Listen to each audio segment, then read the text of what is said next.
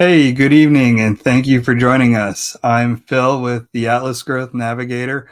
Really thrilled to be here tonight. We have some really good material to cover on lead magnets and how to use them, when to use them, where to find them, all the different kinds of things you can imagine that you would need to use lead magnets appropriately. So, first thing I'm going to do, I'm going to wait a couple minutes here for people to filter in. And while we're doing that, I'm just going to share my screen here. So give me a second. It always takes me a minute to figure this out on StreamYard for some reason. You think by now I'd have it down, but I do not. So just give me a second. Share screen. There it is.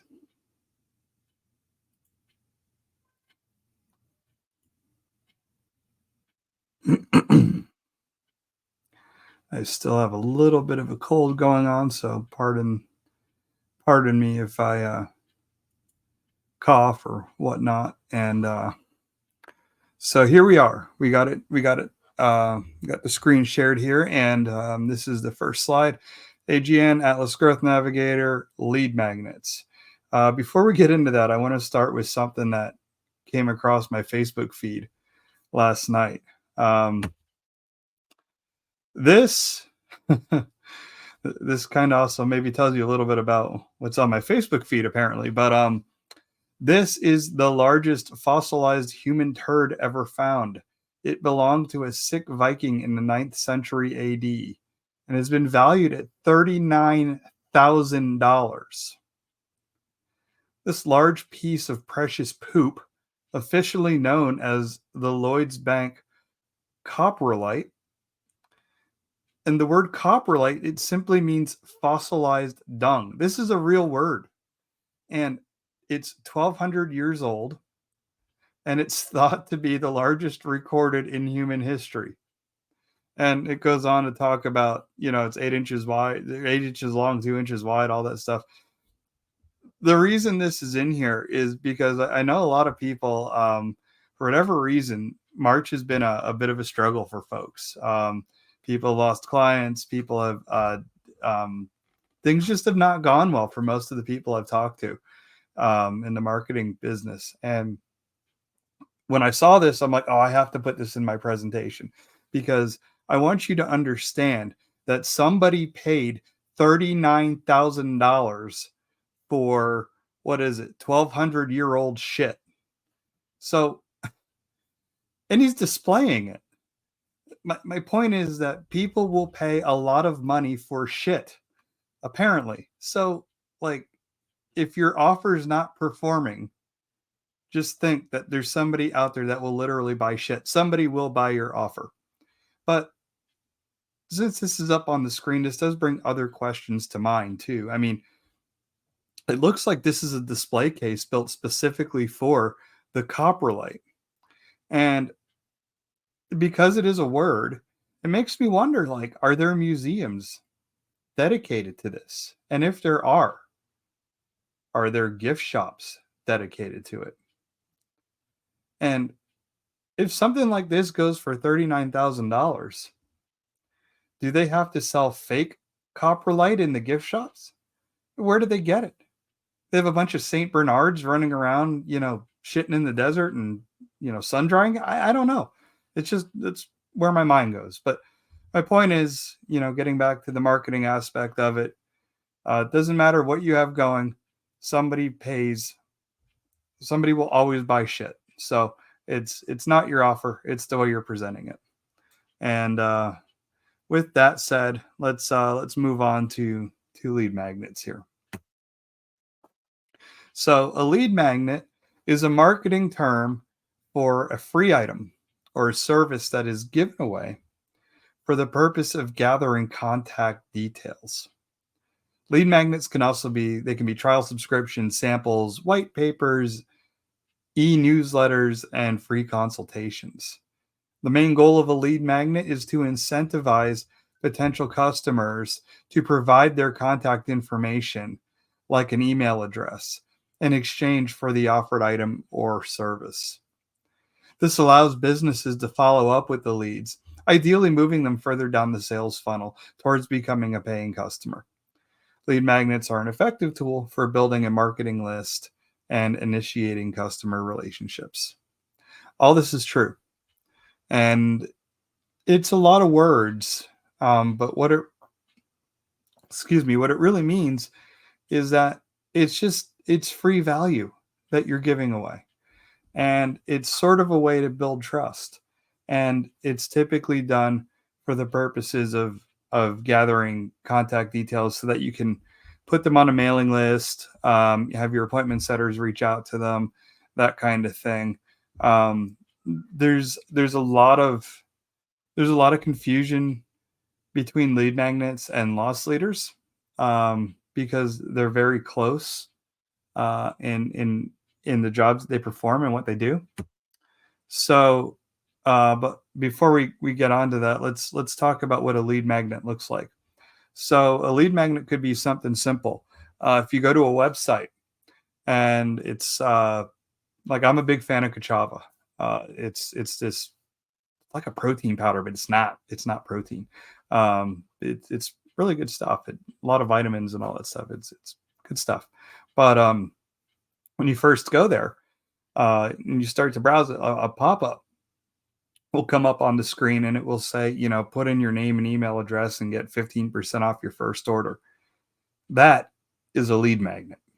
Other people, they might offer a free ebook on the topic that they cover. Webinars are a big one. Sometimes sometimes they even call them masterminds, and they can be upwards of 2 hours in length, and they'll explain steps. Like for me, if I was going to do a lead magnet for this and to try to get clients, I might do a webinar and I might just explain what a funnel is and just go really in depth on what a funnel is, because that's really good information and it really kind of helps to grasp what we do when we explain how we build these funnels and how we're separating the chaff from the wheat here to get all the good customers in, all the paying customers in, and getting all the other ones out. So I might do a webinar where I just really talk about funnels and the process of getting people through funnels. And the reason for that is there's a lot of good information there, but it doesn't necessarily affect what I offer.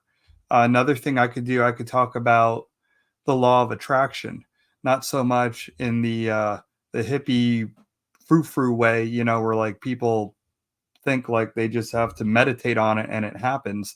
But I can talk about real world application for it. For instance, if I was going to speak on that, I might talk about how um, I really wanted a job where I work from home so that I can take care of my daughters and build a business and bring generational wealth and pass this on to them. And I didn't get all this by sitting around, just thinking about it and just repeating it over and over again. I built this because law of attraction, if you focus on it and you just keep examining it from all angles, you will find different ways and different things about it, and you just start asking the right questions. Even sometimes the wrong questions get you to the right people, and before you know it, you're surrounded by that stuff because that's really what you're focused on. It's not something magical, it's something that you do. But that could be another type of webinar that I could do as a lead magnet to bring people in who want to maybe leave their 9 to 5 job and do something like this. There are free trials involving limited access to exclusive features, and that one, for our purposes in marketing, I don't really see that as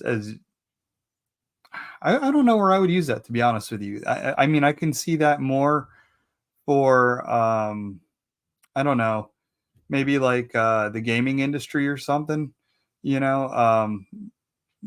Or a good one would be the streaming services for sports, like Major League Baseball TV has something like that. The NHL stuff, NFL, they can have trials involving the access to their streaming service and stuff like that up until it's like a week or something like that. Then they got to cancel it, whatever, and move on. Um, and then the landing page itself. A landing page itself can be a really good lead magnet because you can put a lot of information on the landing page. And you can use that like in your cold emails, and that will get people to the landing page. They go through that information. They're excited because you weren't asking for information up front, but you've given them a lot of value.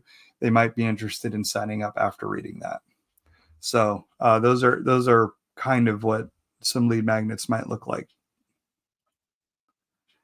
And how are they different from a loss leader?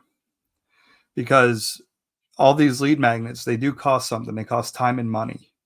So a loss leader also does that to an extent. So let's talk a little bit about that and why they're different, because the difference is subtle. And we're going to get into like what I would say would be the clinical definition, I guess. And then we're going to talk about, why I don't necessarily agree with it verbatim. So a loss leader is a pricing strategy where a product or service is offered at a price that is not profitable or even at a loss to attract customers. The rationale behind this approach is to bring in customers with the hope that once they're in the store or the website, they will purchase additional items at regular or premium prices. This strategy is often used in retail to drive traffic and increase overall sales volume. This is really, really popular in bars and pubs. That's why all the free snacks that they would put out, like the pretzels, or the trail mix or whatever, it was always like super salty. Or they might have like 25-cent wings. Well, that was back in the day. Now they're probably even on special. They're probably like $1 a wing. I don't know. But my point is all the foods that they put on special are like really salty and to make you thirsty. So you buy more beer. That is a loss leader in practice. So the thing is though, I really don't, I mean, I get it that they're saying this is more for like retail and stuff like that.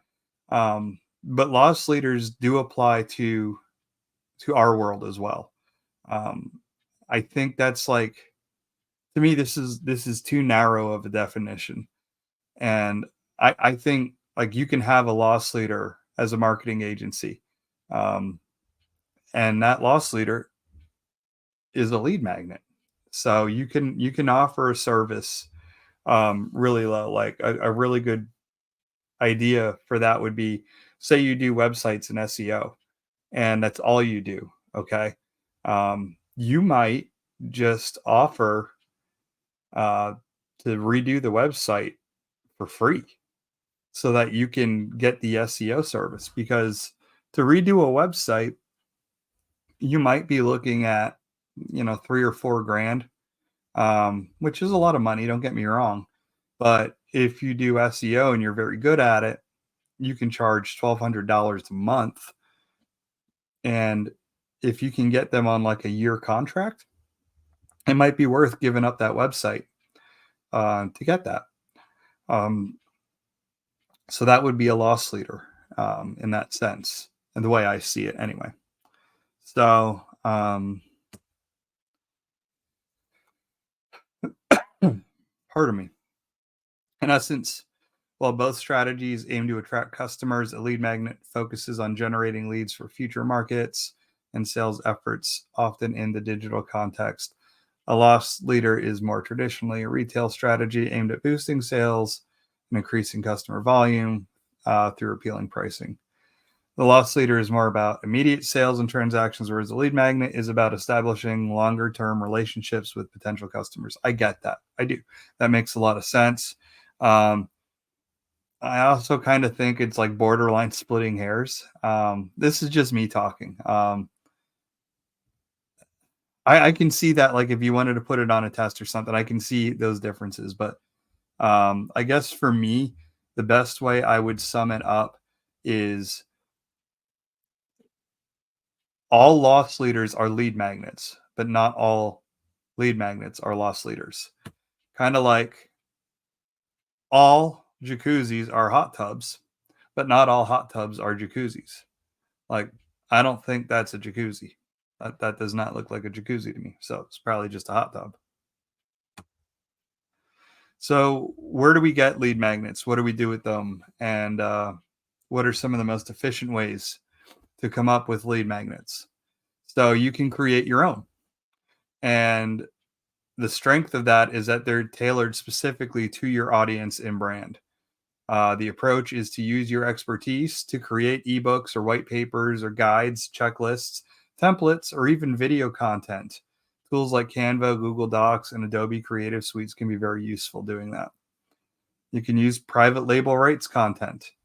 The strength with that is it saves you a lot of time compared to creating it from scratch. And the approach here is that you purchase PLR content, articles and ebooks, or courses, even. Remember, you can even buy courses here. And you customize it to fit your brand and audience needs. Websites, it says right here, websites like PLR.me or Resell Rights Weekly offer such content.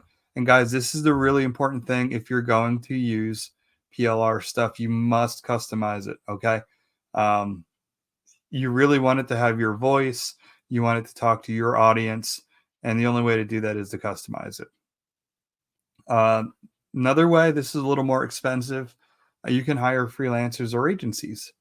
And the strength is you're going to get professional quality and potentially unique content. And the approach here is to use platforms like Upwork or Fiverr or marketing agencies to hire professionals who can create highly customized lead magnets for you. You can use online lead magnet builders. The strength is that they're user friendly, often with templates and designs to help. The approach, tools like landing page designers or Beacon provide templates and tools to create ebooks, checklists, etc., without needing extensive design skills. You can utilize current curation, content curation.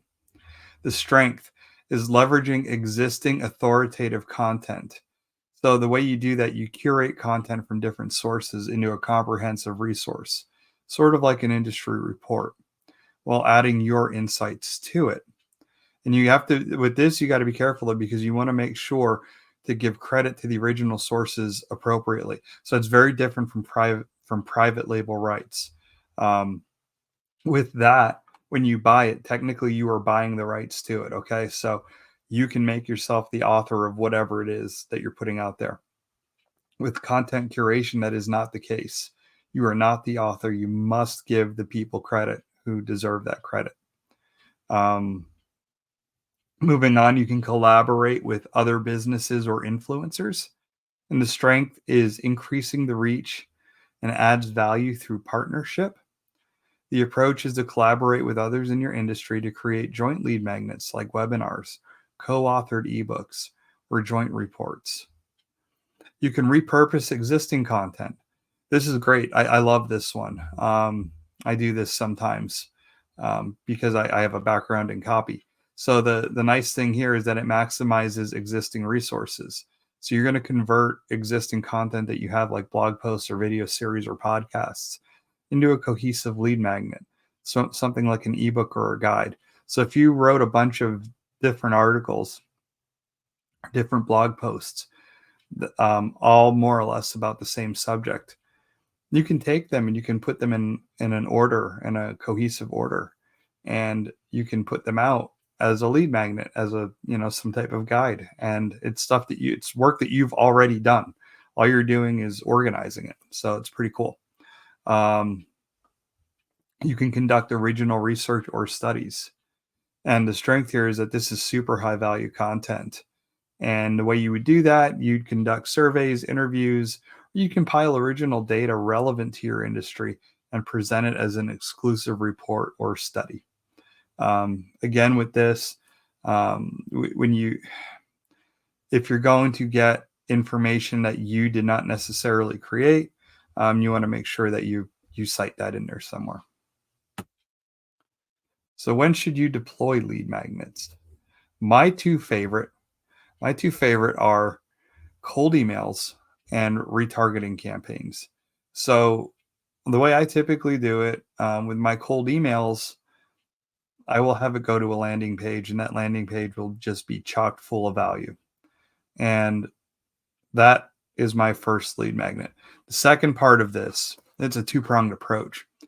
When I look at my statistics, right? Um, I'm looking for my open rate, and your open rate's going to be a lot higher than your click-through rate. My open rate is usually around 40%, which is higher than industry standard. That's a little brag there, but um, my click-through rate is about 4. So there's, what does that work? It's like 36% difference. So it's 36% of people who are just opening it, but they're not really engaging with it.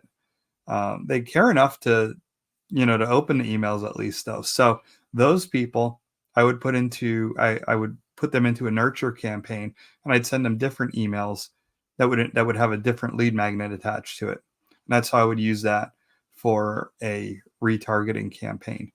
And depending on and that would depend on the industry too, like what that lead magnet would be. But my point is I'm using two different lead magnets in concert there.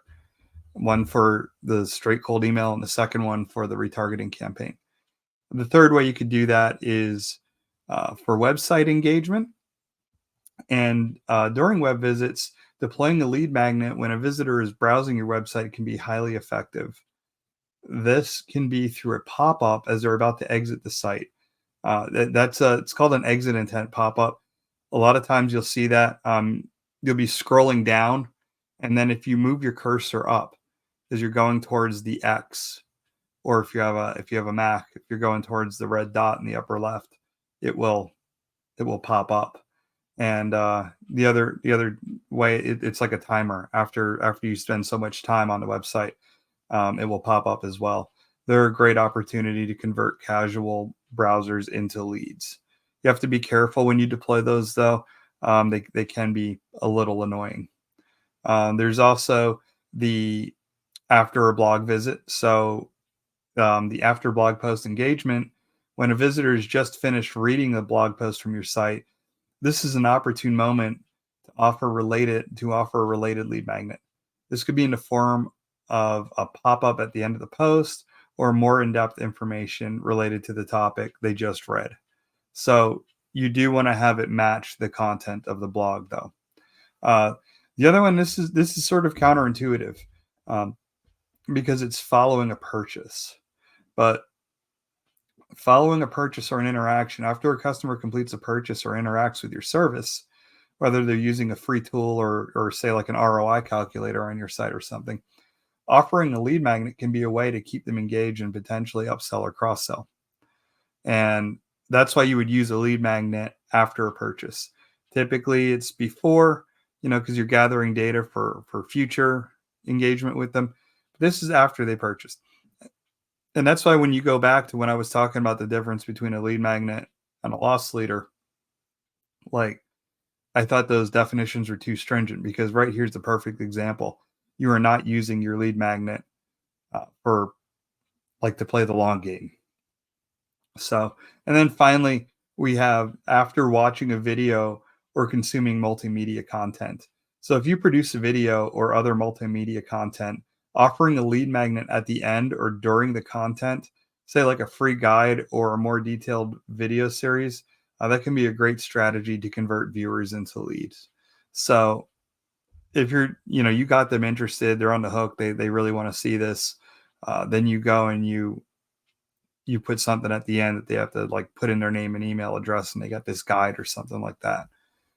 So in a roundabout way, that content they're watching could also technically be considered a lead magnet.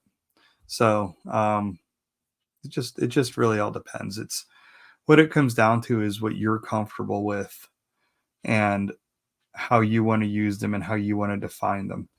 That's one thing I learned a little late in this, I guess. I was so focused on being a good marketer that I sometimes got away from what I would do intuitively. And that was a mistake on my part. I should not have done that. And that's kind of my point here with this. Take all of this information. This is all really good information. This is all true. This is all factual. But these definitions, don't get hung up on them, right? If you want to use something that would be considered a loss leader and you want to use it as a lead magnet, go for it, or vice versa. Nobody's really going to care. What matters is how it affects your bottom line and how it works for you, not necessarily what you call it. And last but not least, something else you have to remember when you're doing lead magnets and you're putting them out there. Lead magnets, they're free. And this is Alex Hormozy. People judge you more harshly on your free shit than they do the stuff you charge for. Those are his words. And the first time I heard them, I admit it was counterintuitive to me. Now I don't know why. Now I'm like, oh, that makes perfect sense. And the reason they judge you more harshly on it is because it gets more widely disseminated. So there's more people that have an opinion on it. And the stuff that people buy, they're already sort of invested in it, with your lead magnets, with your free information, they are just trying you out, so to speak. So they're making a decision whether or not they want to be part of your tribe. And they are going to pick it apart because they don't want to make the wrong decision. And so they just rip it to shreds. And the more I thought about it, I was like, yeah, that it was like a dumb moment for me. So keep that in mind. Whatever you use as a lead magnet, make sure there is value in there, like legit value. It's that fine line. You don't want to necessarily give away the secret sauce here, but you do want to give away the ingredients, not necessarily the measurements, not necessarily when to put it in, or the time to cook it in the stove, or whatever analogy you want to use. But you want to give away stuff that's valuable so that people build that trust with you. That's really important. So anyway, that's all I have for lead magnets today. And I appreciate everybody that's going to be watching this now and later. And I hope you guys have a great rest of your day. Take care.